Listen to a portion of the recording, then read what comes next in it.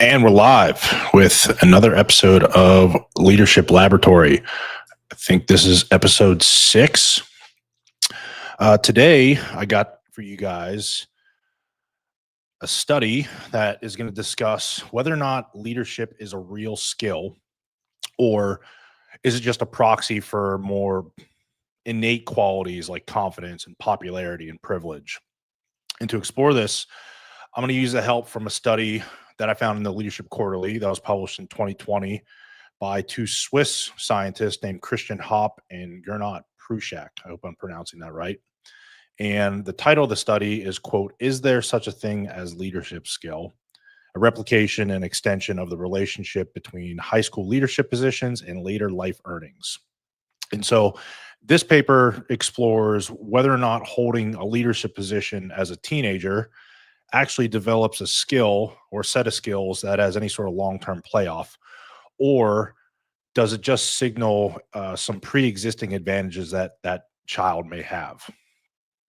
And so Christian Hopp and Gernot Pruschak are researchers based out of Bern University of Applied Sciences in Switzerland. And Hopp leads the Institute for Applied Data Science and Finance, while Pruschak specializes in open science and research ethics.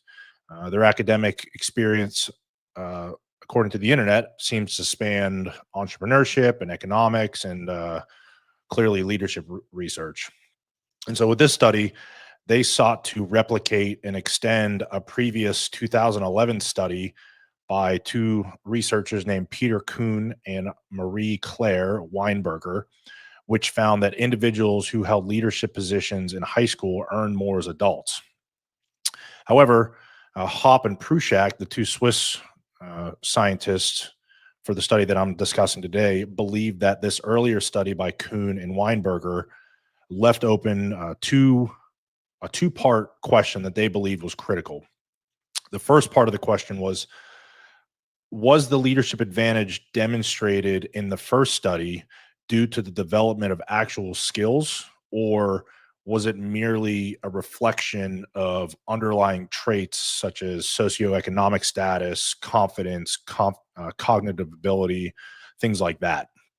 And so to address this, Hopp and Pruschak conducted a direct replication of the original Kuhn and Weinberger analysis using the same longitudinal data set, which was titled the National Longitudinal Survey of Youth 1979. And they give a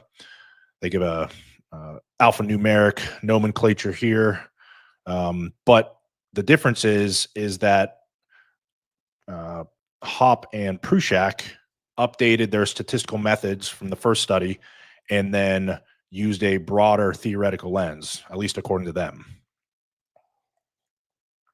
And so their extension involved new control variables like the Big Five personality model, new score matching to simulate different experimental conditions, and then they even explored some race and gender specific effects, which the first study only tested or only analyzed white males. So they integrated concepts from signaling theory and human capital theory to assess whether leadership roles cultivated any sort of transferable skills or simply revealed any latent advantages that the kids had in the first study. And I think this study has some interesting implications for education policy and leadership development, particularly with youth, and then workforce planning, because if leadership roles do in fact build skills, then there's an argument to be made that we should invest in expanding access to them, the earlier the better. But if they merely signal privilege or some sort of innate quality, then perhaps then it's necessary to reassess how we evaluate leadership potential in individuals. So before we get into the study, let's define some terms first. And the first definition that we need to establish is, what do the authors consider leadership skill? And so they define it as, quote, an individual's ability to influence and coordinate a group towards achieving shared goals, end quote. And I think this is a good definition, and it matches with just about every other definition of leadership that I've come across. Every definition I've seen or heard seems to reference influence to some degree, and it seems to reference some process of achieving a collective goal. And so, as far as I can tell, the fact that there is a process underlying leadership means that it can be studied and it can be learned rather than solely an innate quality that people have or people don't have. Again, I mentioned that the authors reference signaling theory, and that proposes that there are observable traits, such as being a class president in the case of this study, may signal hidden qualities like competence and confidence, or a personality trait like extroversion or openness to experience, which is a proxy for intelligence and creativity. So, in any case, the authors are essentially testing two competing ideas to see which one is more valid. So, there's leadership as a skill, which suggests that leadership roles early on in life can, in fact, teach valuable competencies that improve later earnings. And then the second idea that they're testing is leadership as a signal. So, leadership positions early on in life just reveal an underlying trait or set of traits that would have led to someone's success, anyways. And then this also discusses or includes the human capital theory, which contends that individuals accumulate a set of skills and knowledge and behavior that then translate into some sort of future value, such as professional earnings. So now that we got some definitions, we can actually discuss the data that these scientists use. So the researchers used data from the National Longitudinal Study, or excuse me, Survey of Youth from 1979. And this was a US based data set administered by the Bureau of Labor Statistics. And it apparently has become a foundational data set in a lot of behavioral and labor economics research, which I found interesting. So the study was launched in 1979, and the sample size was over 12,000 individuals. The range of ages was anywhere from 14 to 22 years old. And then the participants of the study have been followed for the last half a century, so into their 50s and 60s. So it's a really long longitudinal study, which gives a really good data set to try to test something like this. And the survey topics were education and work experience and income, cognitive ability. They even used the ASVAB, which is essentially the military's IQ test. They tested for personality traits, and then they assessed or collected data on extracurricular activities, including leadership roles in high school, so sports or clubs. The data set focused on high school age participants and then their self-reported leadership positions, class president, team captain, club officer, etc. And then their outcome variable that they were looking for was the adult earnings tracked through the participants' 40s, 50s, and even 60s. They use a certain set of controls to maintain the validity of this study. So they used socioeconomic background, which included things like parental education and income, again, cognitive ability via the ASVAB, academic performance in school measured by GPA, gender and race. And then to test personality, they use the Big Five personality model, which is generally considered the gold standard for like clinical personality research. They used a multiple regression model. They used different scoring systems to address selection bias and simulate the experimental design that they were after. And according to the authors, and then according to the author's reference of the original study, the longitudinal nature of this data set makes it an ideal one for exploring how early life behaviors and roles, in this case, student leadership, translate into long-term outcomes like earnings, job titles, and even life satisfaction. So now that we've discussed the data set, what did they actually find? Well, after a bunch of really complicated statistical analysis methods that I don't particularly understand, despite my one semester of statistics for my MBA program, The authors of this study offer three key findings that are supposed to extend the relevant literature with regards to this topic of leadership skills. So let's discuss. First finding was that high school leadership roles are associated with anywhere from a 5 to 10% higher earnings in adulthood if the student was both team captain and a club president. And this effect seems to hold consistent even after for controlling for things like cognitive ability and GPA and personality traits. An interesting part of this finding, though, was that there was no effect on higher earnings in adulthood if the individual was only a team captain or only a club president. So I found that pretty interesting. The second finding from the study was that the effect size was not generalizable to the other demographics that they tested, which was white females, non-white females, and then non-white males. The authors did mention some evidence in their study where there was a larger effect for some portion of the female samples, but they made it pretty clear that it was not enough to hang their hat on and claim a generalizable effect for that demographic. One of the reasons that the authors offer this as a reason is because early leadership roles can help women overcome traditional gender biases, which I find certainly plausible. I read a really interesting study a few months ago about females in high school leadership roles, and one of the more interesting findings from that study was that females are actually less liked by other females when they are put in a position of leadership in high school compared to high school males who are generally liked better by other high school males once in that role. And I would also presume that other high school females would like the high school males more based on the perceived status of that leadership role.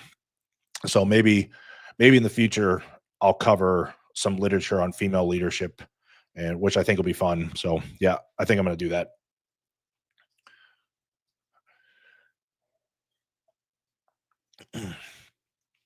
So the third finding was that based on all the statistical methods that they used, they claim that the results were robust across cohorts from the original data set and were robust across multiple industries. And the takeaway from that is that leadership skills, according to these authors at least, appear to be transferable across professions, pending that individual held a leadership position in both athletics and extracurriculars, such as a club president or a student council or something like that. And then the data, based on the regression analysis that they used, was able to explain the variance in long-term income up to 5%. So it's certainly not nothing. So having said all that, all the data that the scientists took in and analyzed, they argue that these findings support the leadership skill hypothesis. So if we buy the author's leadership skill hypothesis from their study of leadership roles as a team captain and a club president combined, and certainly by themselves, build leadership skills, which benefits extend into adulthood, what might some of those actual competencies gained from high school leadership roles look like? And I think you can make an argument that public speaking for the club, pep talks for your team are certainly a transferable skill. Confidence under scrutiny and pressure from your peers, from competition, is a transferable skill. You get some degree of organizational responsibility, and you can certainly make an argument that initiative is something that is learned, or the importance of initiative is something that is learned in both types of leadership positions. And then you certainly get some experience managing peers or teams, although I would argue that it's pretty limited based on the scope of responsibility that someone's going to give a high school student, and the the lack of real world implications for the decisions that they're actually allowed to make. But it's not zero. And then there's long term goal setting. And so, if you buy this argument and you buy that those behaviors learned in a high school activity can be carried over into adulthood, well, they would certainly be carried over into college leadership, student governments, clubs, college athletes, uh, club sports, things of that nature, early workplace team roles, internships, etc., trade skills, or the HVAC, welding, things like that, blue collar jobs. And then it you can make an argument that it indicates a potential for managerial skills. And so the overall suggestion here from these scientists is that leadership isn't just innate; it's a developmental process. It's a developmental skill, which I would agree with mostly. So that's the study. Somewhat interesting. Kind of a slog to read. Wasn't super interesting, but some of the takeaways are worth talking about. And I certainly have a few thoughts of my own. Um, I don't find the results of this study particularly compelling. Now, bear with me here because I don't want to mislead you. Uh, it's not obvious to me that there are enough substantial skills developed in a high school leadership role to transfer into higher professional earnings compared to those who don't. Now, that doesn't mean that I believe that there isn't a connection between the two. By that, I mean those who hold both or one of those positions are more likely to earn higher wages as an adult compared to those who don't. As someone who was a high school team captain, but not a club president, the leadership lessons that I learned in high school, were so rudimentary compared to the lessons, even compared to the lessons I learned playing college sports at the Naval Academy, which were even then comparatively rudimentary to those I learned, as an officer in the military and serving in the SEAL teams. Now, I'm not saying that there aren't lessons to learn in sports. There certainly are. I'm definitely an advocate for sports and the utility of them for learning things like leadership. That's not what I'm saying at all. But as far as I can tell, there's really two fundamental ways to influence or lead as a player on a sports team, and this is why I think it's somewhat limited relative to the transferable skills out into the professional world. So as an athlete, to lead, you can either go out and make things happen for your team as a player. Uh, in other words, it's your competence as an athlete in whatever sport that you're playing, or you lead and influence by the choices that you make, both on the practice field, during games, and then off the field that positively influence the team. And so, in other words, it's your character.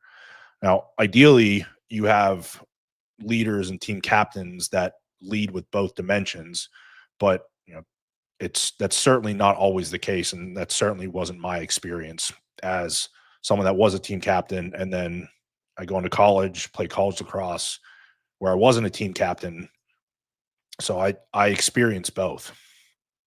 Uh, the scope of a responsibility as a club president in high school or a team captain in high school is so relatively small to the professional setting a decade later, or even into your early 20s and mid 20s.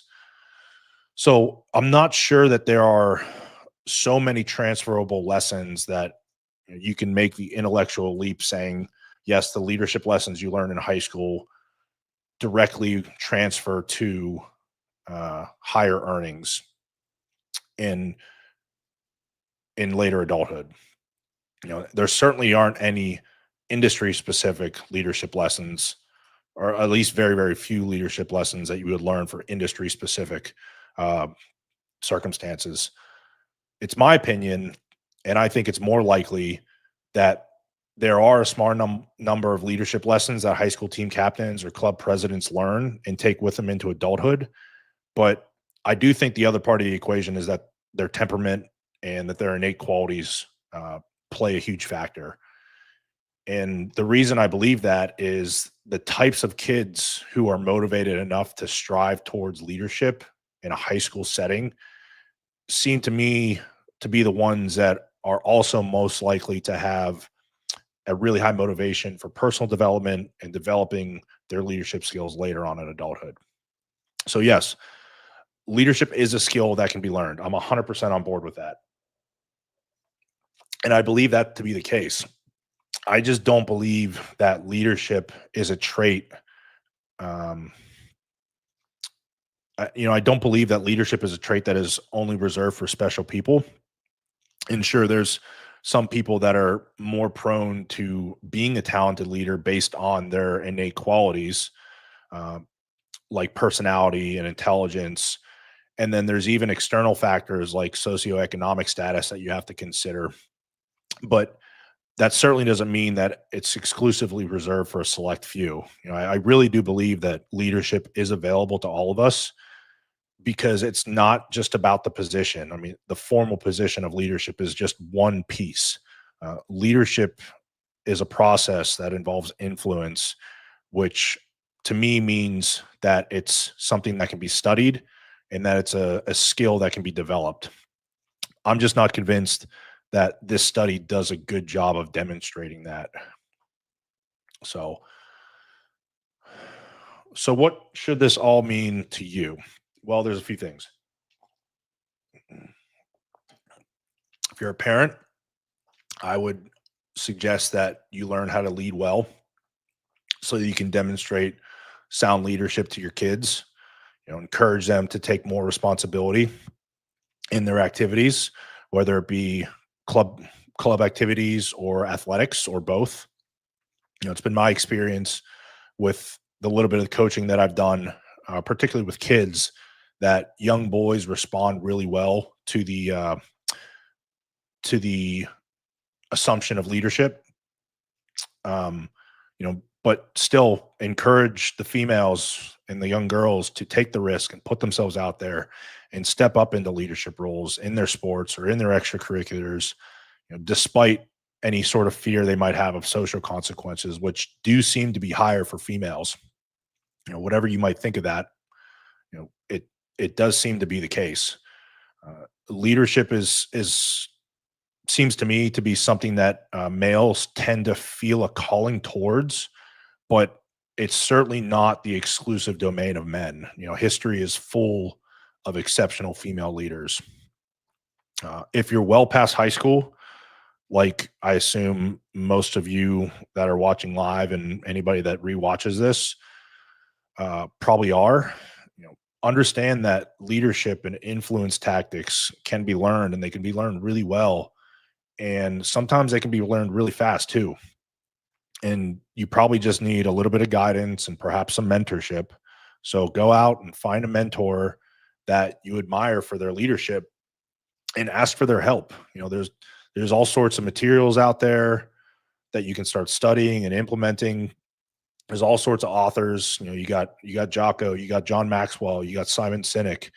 There's all sorts of information out there on how to lead better. I think on one of these streams, I'm going to do a breakdown of my favorite leadership books. I think that'll be fun. And then, if you want to work with me on a personal basis, I'm certainly happy to try to help. Drop a comment on the video, reach out to me on social media, and we can get you sorted. But that's going to do it. Short and sweet. If you're watching live or if you're a replay gang, make sure you smash the like button, hit subscribe, look to the links on my other platforms in my bio, where I post truncated versions of this study and others I've covered. And have a good night.